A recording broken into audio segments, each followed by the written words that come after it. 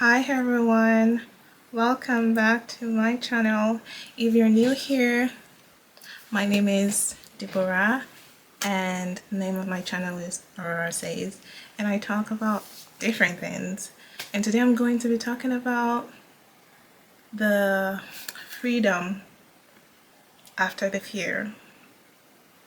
And you're asking, how did you get that idea? So first of all,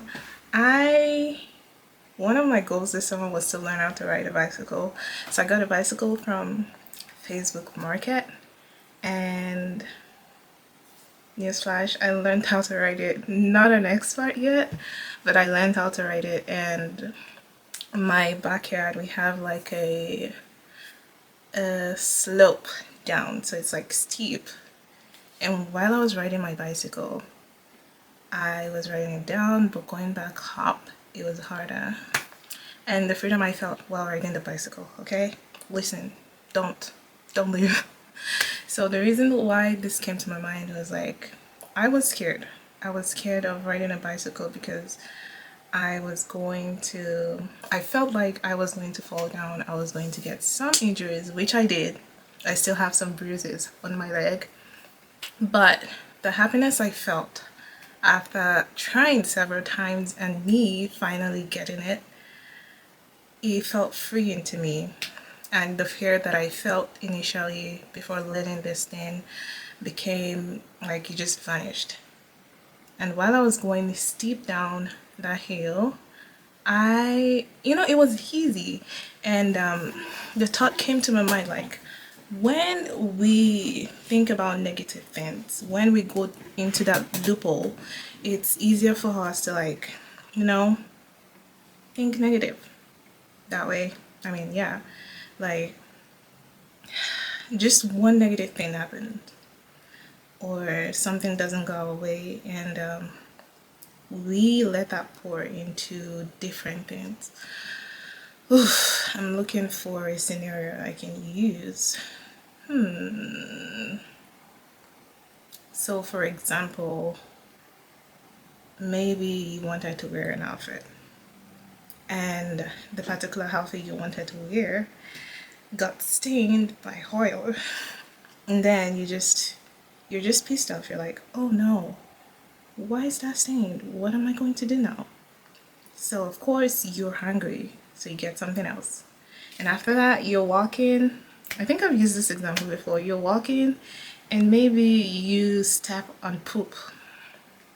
You're like, the world is after me today, and that just steps into the remainder of our day. And even if it's just a simple thing that happens, we go down the loophole of like, why is this happening to me? Who did I offend? Is there any evil eye on me? That kind of thing.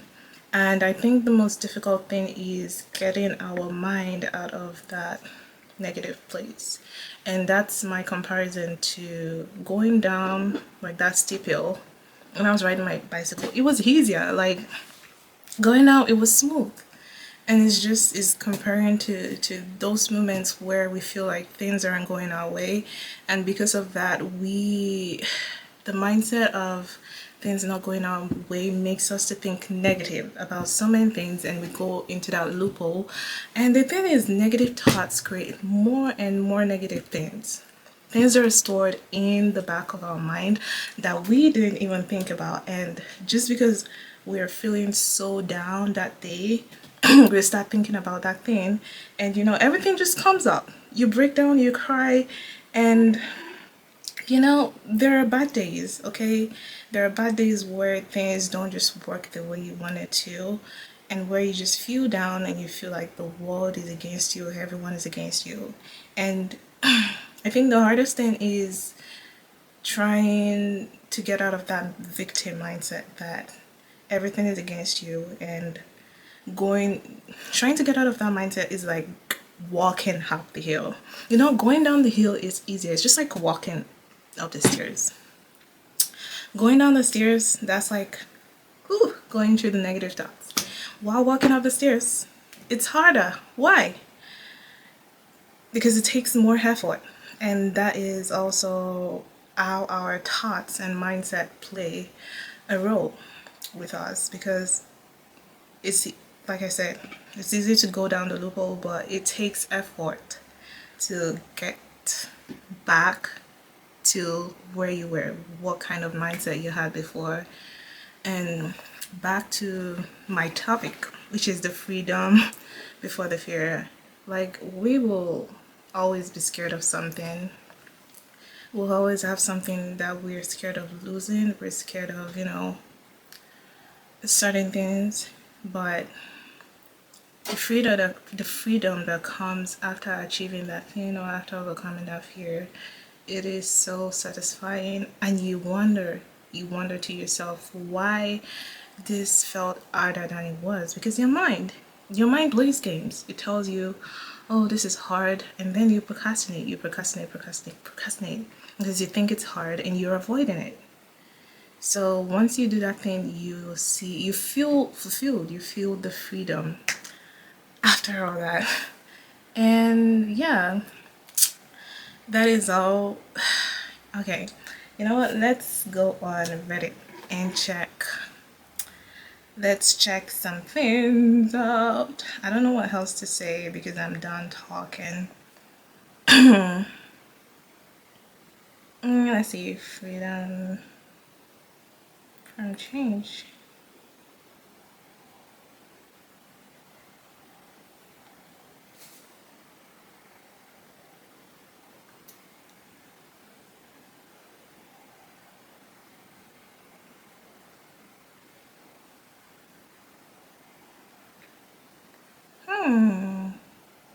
So someone said, is it possible to live without fear and anxiety forever? Mm. Let's see the response. Okay. Yes. The biological fear, which is necessary for the survival of the body, is reflective in nature and doesn't require the activity of thought at all. Apart from the biological fear, all fear that we experience is made up, fictional. Hence, it is possible to be free from it forever.